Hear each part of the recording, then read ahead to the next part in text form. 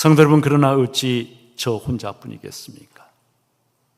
조금만 생각해 보면 우리 모두의 삶이,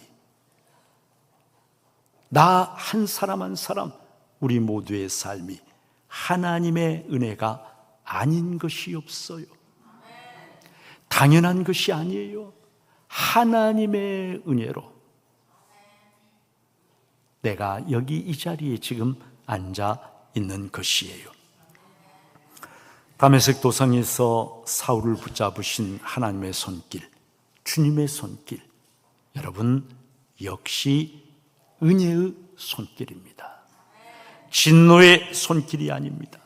불쌍히 여기시고 긍휼히 여기시며 끝까지 사울을 포기하지 아니하시는 하나님의 은혜의 손길이, 주님의 손길이 다메섹에서 그를 이끌어서 반항하던 그를 이제는 하나님의 종으로 변화시키신 것이죠.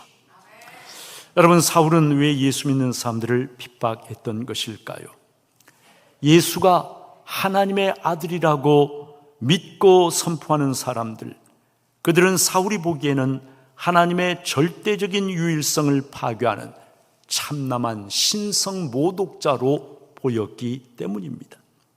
하나님은 오직 한 분이시다. 여호와 외에 다른 하나님은 없다. 이것이 여러분 유대인들의 절대적인 확신이에요. 유대인들이 어려서부터 귀에 못이 박히고 나중에는 영혼 깊은 곳에 새겨지게 되는 가장 그들이 여러분 즐겨 듣는 말씀이 쉐마 이스라엘 아닙니까? 쉐마 이스라엘. 이스라엘아 들으라. 우리 하나님 여호와는 오직 유일한 여호와이시니 너는 마음을 다하고 뜻을 다하고 힘을 다하여 내 하나님 여호와를 사랑하라. 신명기 6장 4절 5절 말씀입니다. 하나님은 유일하신 한 분이시고 하나님 외에는 그 어떤 신도 없다라고 하는 유대인들의 이 절대적인 확신 맞습니다. 그런데 바로 그런 확신을 가지고 살고 있던 사울이 다메섹 도상에서 살아계신 예수를 만나게 되었습니다.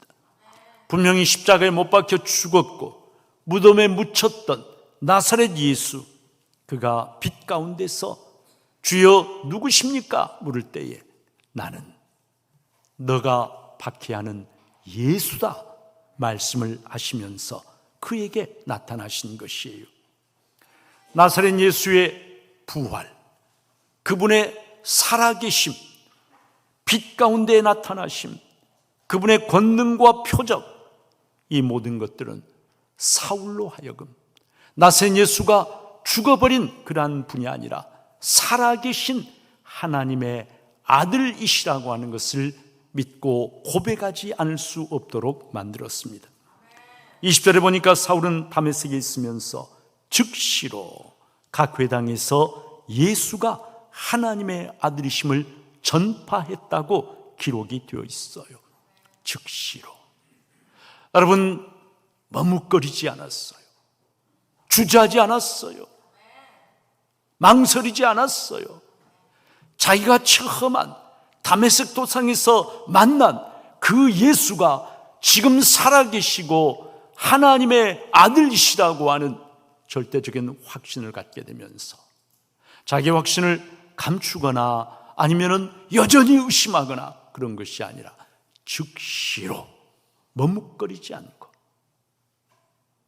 각 회당에 다니면서 예수는 하나님의 아들이시다, 이것을 선포하게 되었다는 것입니다. 삶의 완전한 변화가 아닐 수, 극렬한 박해자가 가장 열정적인 전파자가 되게 된 것입니다. 여러분, 이것이 그냥 당연한 것이라고 여겨지십니까? 그렇지 않습니다. 예수가 하나님의 아들이시다, 이것은요 정말 엄청난 선포예요. 동족들에게 배교자로, 배신자로 낙인이 찍히고 동족들에게 버림받을 각오를 해야만 합니다. 그리고 지금까지 누려왔던 모든 것들을 다 버리고 포기할 각오를 하지 않으면 절대로 이것을 증가할 수 없습니다. 심지어는 사울 자신이 했던 것처럼 목숨을 버릴 각오를 해야만 예수가 하나님의 아들이시다, 이것을 선포할 수가 있는 거예요. 21절에는 사울의 말을 들은 청중들의 반응이 기록되어 있어요. 듣는 사람이 다 놀라 말하되 이 사람이 예루살렘에서 이 이름을 부르는 사람을 멸하려는 자가 아니냐, 여기 온 것도 그들을 결박하여 대제사장들에게 끌어가고자 함이 아니냐 하더라. 여러분, 청중들은 너무나 놀랐습니다. 너무나 의외였기 때문입니다. 예수 믿는 사람을 가장 잔인하게 핍박하면서 다메섹까지 공문을 가지고 쫓아와서 예수 믿는 사람들을 예루살렘으로 끌고 가려고 했던 이 사울이라고 하는 사람이 어느 날 갑자기 나타나서 외치는 거예요. 예수는 하나님의 아들이시다. 예수는 부활하셨고 지금도 살아계신다. 예수는 구원자이시고 그리스도시다. 예수를 믿어야만 하나님 나라에 들어갈 수 있다라고 선포를 하는 것입니다. 그러니 사람들이 어찌 놀라지 않을 수가 있었겠습니까? 나사렛 예수가 살아있다는 것을 네가 어떻게 아느냐? 당연히 사람들이 그렇게 묻지 않았겠습니까? 여러분, 그때 사울이 어떻게 했을까요? 조금도 망설이지 않고 다메섹 도상에서 자기에게 빛 가운데서 자기에게 나타나셨던 살아계신 예수 그리스도를 증거하면서 내가 체험했다, 나는 살아계신 예수를 만났다, 간증하지 않았겠습니까?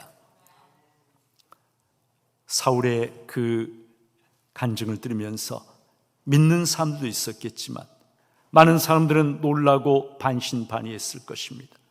또 많은 사람들이 그를 조롱하고 비난하고 미쳤다라고 손가락질했을 것입니다. 믿지 않고 비아냥거렸을 것입니다. 22절에 보니까 사울은 힘을 더 얻어 예수를 그리스도라 증언했다 말씀합니다. 영어 성경에 보니까 여러분 이 부분이 이렇게 번역이 되어 있어요. Yet Saul grew more and more powerful. yet란 말은 그런데도 불구하고 그런 말이잖아요. 무슨 말입니까? 사람들이 사울의 그 간증, 사울의 그 증언을 듣고 사울을 비난하고 조롱하고 손가락질하고 미쳤다고 놀리는 그런 사람들이 많이 있었지만 그런데도 위축되거나 자기의 주장을 철회해버리거나 도망가버리거나 그런 것이 아니라 Saul grew more and more, 점점 더 powerful, 점점 더 강해졌다는 거예요.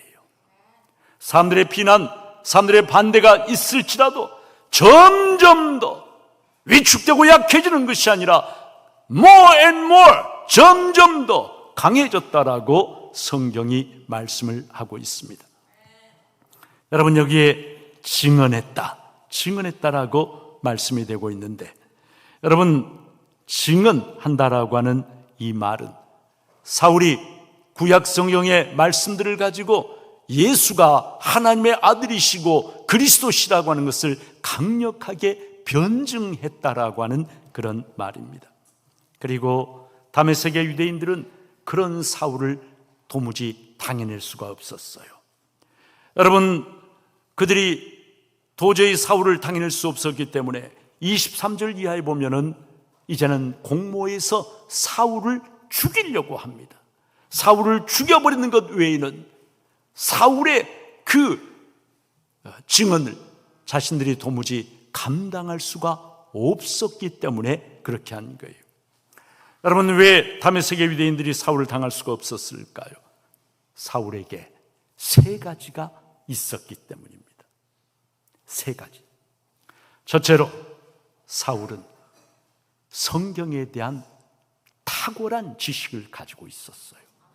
구약 성경이 무엇을 말씀하시는지, 여러분, 사울은 바로 당시에 유명한 랍비였던 가말리엘의 문화에서 율법을 정통적으로 공부한 사람이에요. 누구보다도 율법에 대한 탁월한 지식을 가지고, 성경 지식을 가지고 있었습니다. 그러니 구약 성경의 예언의 말씀들과 구약 성경의 여러 말씀들을 가지고 예수가 그리스도시고 하나님의 아들이라고 하는 것을 증언하는 것을 유대인들이 논박하기가 어려웠다라고 하는 것입니다. 지식과 더불어 두 번째로 사울에게는 유대인들이 갖지 못한 것이 있었어요. 그것이 무엇일까요? 체험입니다. 체험은 지식을 살아있는 지식으로 만들어줍니다. 체험은 체험하지 못한 사람이 갖지 못하는 열정과 확신을 부여해 줍니다. 여러분, 어떤 것을 체험한 사람과 그냥 그것에 대해서 말로만 들은 사람은 완전히 달라요. 신앙생활도 마찬가지예요. 여러분, 예수를 믿고 체험이 있는 신앙인과 아무런 체험이 없이 그냥 지식으로만 듣고 하는 사람은 신앙생활이 같을 수가 없어요. 사울은 다메섹 도상에서 살아계신 예수 그리스도를 만나는 놀라운 체험을 했습니다. 이 체험이 그로 하여금 어떤 어려운 상황 속에서 물러나지 않고 도리어 more and more powerful, 점점 더 강해지는 그러한 힘과 열정을 그에게 공급해 준 것이죠. 그러나 지식과 체험, 여러분, 그것보다 훨씬 더 중요한 것이 있어요. 다메섹 유대인들이 갖지 못한 사울이 갖고 있는 세 번째 가장 강력한 요소가 있어요. 그것이 무엇일까요? 바로 성령 충만입니다. 성령 충만. 여러분, 17절을 보세요. 아나니아가 떠나 그 집에 들어가서 그에게 안수하여 이르되, 형제 사울아, 주 곧 내가 오는 길에서 나타나시던 예수께서 나를 보내어 너로 다시 보게 하시고 그 다음에 뭐라고 기록되어 있습니까? 성령으로 충만하게 하신다. 안수기도를 통해서 하나님의 거룩하신 영이 완고했던 이 사울에게 강력하게 임하고 그의 모든 자아와 고집이 깨어지면서 하나님의 성령께서 사울을 충만하게 채우시게 되자, 여러분, 성령 충만한 사람은요, 세상이 감당할 수가 없습니다. 성령 충만한 사람은요, 그 앞에 아무리 고난과 질병과 어려움과 문제가 있다 할지라도 반드시 그 모든 것을 이기고 다시 일어납니다. 성령 충만한 사람은 세상이 감당할 수 없는 그러한 사람입니다. 여러분, 성령 충만은 시대를 막론하고 예수를 믿는 모든 사람들에게 가장 근본적인 답, 여러분, 그것이 무엇이죠? 성령 충만이에요. 그래서 에베소 5장 18절, 술 취하지 말라, 이는 방탕한 것이니, 오직 다른 답이 없다는 거예요. 답은 딱 하나뿐이라는 거예요. 예수 믿는 사람에게 답은 딱 하나뿐이라는 거예요. 오직 뭐라고요? 성령으로 충만함을 받으라. 인생에 아무리 어려운 문제, 난관, 장애가 있다 할지라도 성령 충만한 사람은 반드시 승리하는 줄로 믿습니다. 어제 노회에서 설립 예배를 드리는 교회가 있었어요. 제가 노회장에 설교를 하고 예배 순서를 맡으신 목사님들과 끝나고 나서 이제 같이 다과를 하면서 얘기를 나누는데, 저하고 친하게 지내는 목사님이 계신데 그 목사님으로부터 제가 참 놀라운 그러한 이야기를 듣게 되었습니다. 그 친구 목사님 사촌 형님이 누구시냐 그러면 김동현 목사님이에요. 여러분, 김동현 목사님 아시나요? 네? 잘 몰라요? 잘 모르시면은 좀 문제가 있어요. 왜냐하면 이 김동현 목사님 바로 2019년에 우리 새해 신년 축복성회 오셔가지고 우리들에게 큰 은혜를 끼쳐주신 분이 바로 우리 교단의 총회장을 지내신 김동엽 목사님이시거든요. 기억나시죠? 네, 아시겠죠? 김동엽 목사님. 그러니까 이 목사님의 사촌 형님이 김동엽 목사님이에요. 근데 이제 이 친구 목사님이 큰 집이고 종손이에요. 종손, 이분이. 큰 집이고 김동일 목사님은 작은 집이에요. 작은 집. 그런데 이분이 이제 친구 목사님 어렸을 때 할머니가 돌아가시게 되어서 다들 할머니 임종석상에 둘러서서 이제 임종을 지키고 있었는데, 근데 갑자기 임종하시던 할머니가 그런 말씀을 하시는 거예요. 내가 지금 내 앞에 많은 귀신이 나타났다. 귀신이 나타났다. 그러면서 할머니가 이렇게 말씀을 하셨대요. 왜 작은 집에 안 가고 다 우리 집으로 왔느냐? 귀신에게 그렇게 물으셨다는 거예요. 그랬더니 귀신이 이렇게 대답을 했답니다. 작은 집은 예수를 믿어서 우리가 갈 수가 없다. 그러더라는 거예요. 예수를 믿어서 작은 집은 갈 수가 없다. 여러분, 그 이야기를 듣고 이제 어머니의 임종을 지키고 있던 그 아드님, 그러니까 친구 목사님의 아버지죠. 이분이 바로 뛰어나가서 우리 어머니가 헛걸 보고 있구나 이렇게 생각하지 않고 바로 뛰어나가서 근처에 있는 성당의 신부님을 모시고 왔어요. 그러니까 그때는 그 집안이 전혀 예수를 안 믿는 집안이어가지고 뭐 개신교와 천주교, 뭐 목사와 신부, 그다음에 교회와 성당 이런 걸 전혀 구별을 못하고 그냥 십자가 달려 있으니까 가가지고 막 허겁지겁 우리 어머니 돌아가시는데 와가지고 기도 좀 해주시라고 막 해가지고 모시고 갑자기 신부님도 얼떨결에 끌려오시는 거예요. 그런데 신부님이 오셔서 기도를 해주시고 그리고 할머니에게 물으셨어요. 할머니, 예수 믿으시겠습니까? 그랬더니 이 할머니가 예수를 잘 모르지만 그러나 귀신들이 예수 믿는 집에는 못 간다고 하니까 나 예수 믿고 천국 가겠다. 그러셔서 그 자리에서 이 신부님이 병상 세례를 베풀어서 세례를 받으시고 그리고 나서야 비로소 이 할머니가 편안하게 눈을 감고 세상을 떠나셨다는 거예요.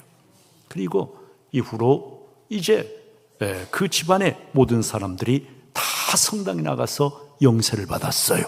이 친구 목사님도 그때가 나이가 아주 어릴 때인데 아버지 손에 끌려가지고 뭣도 모르고 가서 영세 받고 영세명까지 받았어요. 뭐 요한인가 무슨 하여튼 그런 영세명까지 받았는데 나중에 성장하면서 개신교 신학을 공부하고 목사가 되게 된 거예요. 성도 여러분, 예수 그리스도는 2000년 전 성경 기록될 그때만 살아계신 그런 분이 아니십니다. 예수 그리스도는 어제나 오늘이나 영원토록 동일하시니라 성경이 말씀해요. 2000년 전 다메섹 도상에서 사울에게 나타난 그를 능력의 손길로 붙잡으시고 그의 삶을 완전히 변화시키셔서 주님의 일꾼 삼아주신 그 예수 그리스도는 지금도 살아계셔서 하늘과 땅과 천국과 지옥과 산자와 죽은 자 모든 것들을 다스리며 통치하시는 통치자, 왕중왕, 구원자 그리고 심판자로 오시는 분이 바로 예수 그리스도이십니다. 성도 여러분, 세월이 지나가면 우리들의 육신도 약해지고 연세가 더해질수록 우리들의 판단력, 기억력, 인지력, 사고력이 다 떨어져요. 치매가 찾아옵니다. 그러나 여러분, 오늘 사울이 점점 더 파워풀해진 것처럼 비록 육신적으로는 우리들의 모든 신체적 기능이 약화된다 할지라도 영적으로는 어떻게 돼야 되겠어요? 영적으로는 어떻게 돼야 되겠어요? 영적으로도 점점 더 약해져 영적인 치매가 와버리고 그렇게 돼야 될까요? 그렇지 않습니다. 도리어 영적으로는 점점 더 강해지는 우리 모두가 되어야 할 줄로 믿습니다. 육신은 약해지는 건 어쩔 도리가 없어요. 그러나 기도하고 말씀 붙잡고 은혜를 사모하고 갈망하면은요, 영적으로 more and more 점점 더 파워풀한 영적으로 살아있는 강한, 귀신이 감히 가까이 나오지 못하는 예수 이름 붙잡고 승리하는 능력 있는 그리스도인이 될 줄로 믿습니다. 아프리카에서는 한때 많은 박해가 있었기 때문에 예수 믿는 것을 비밀로 해야만 했던 그런 때가 있습니다. 그 당시 아프리카의 기독교인들 사이에서 서로에게 암으로 사용되던 인사가 있었어요. 그 말이 뭐냐면 당신의 풀밭은 여전히 푸릅니까? 라고 하는 말이었어요. 당신의 풀밭은 여전히 푸릅니까? 소나 양을 몰고 다니는 목축을 해야 하는 사람들이 많았기 때문에 당신의 목초지가 아직도 푸르냐? 그냥 일상적인 말처럼 들리는 것이지만 그러나 이 속에는 깊은 의미가 숨어 있었습니다. 박해받던 시절이라 그들은 예배당에서 예배를 드리지 못하고 숲속에 들어가서 예배를 드려야만 했습니다. 당신의 풀밭은 여전히 푸릅니까? 라고 하는 이 인사는 당신은 박해 가운데서 여전히 숲속에 들어가서 예배를 드리고 있습니까? 라고 하는 말이었어요. 박해를 받지만 위축되고 도망가 버리고 자기 신앙을 버리고 그런 것이 아니라, 예배를 포기해 버리는 것이 아니라 당신의 풀밭은 여전히 숲속에 들어가서 홀로 때로는 몇몇이 모여서 예배를 드리면서 당신의 풀밭은 여전히 푸릅니까? 성도 여러분, 오늘날은 박해의 시대가 아닙니다. 도리어 너무 자유로운 시대입니다. 모든 것이 넘쳐나는 시대입니다. 그러다 보니 감사하며 기뻐하며 더 은혜를 사모하며 하나님 앞에 가까이 나가는 것이 아니라 영적으로 무기력해지고 침체되고 나태해지고 게을러지고 예배드리는 것조차도 그냥 해치우는 식으로 일주일에 한 번 예배드리면 되지, 그런 식으로 신앙생활을 하고 있다면 나의 풀밭은 여전히 푸른 그런 것은 결코 아닐 것입니다. 나의 풀밭, 자유로운 이 시대를 살면서 내 영혼의 풀밭은 어떻습니까? 여전히 푸릅니까? 아니면 황폐화 되어버렸습니까? 잡초만 무성하고 돌무더기만 있는 그런 풀밭, 내 영혼의 풀밭이 혹시 그렇게 되어버리진 않았습니까? Soul grew more and more powerful. 점점 더 강해진 사울처럼 세월을 이기지는 못해도 영적으로 점점 더 강해지고 점점 더 주님 앞에 가까이 나가고. 여러분, 어떤 분이 그랬잖아요. 성경을 읽는데 할머니가, 여러분, 자세히 읽는 것이 아니라 사람들 이름만 이렇게 읽더라는 거예요. 할머니, 왜 성경을 사람들 이름만 그렇게 읽으면서 지나가세요? 내가 천국 갈 날이 다가왔는데 천국 가서 이름이라도 알아야지, 그렇게 얘기를 하시더라는 거예요. 여러분, 천국에 대한 소망 가지고 말씀을 점점 더 가까이 하고, 그리고 그 날을 소망하고 바라보면서 영적으로 풀밭이 어떻게 점점 더 푸르러지는 그런 사람이 되어야 하지 않겠습니까? 바라기는 우리 중부의 모든 성도님들이 영적으로 점점 더 푸르러지고 영적으로 점점 더 강해지고 은혜를 사모하고 예배를 드리면서 점점 더 성령 충만한 하나님의 사람들로 세워지기를 우리 지금도 살아계신 주님의 이름으로 여러분 모두에게 축복합니다.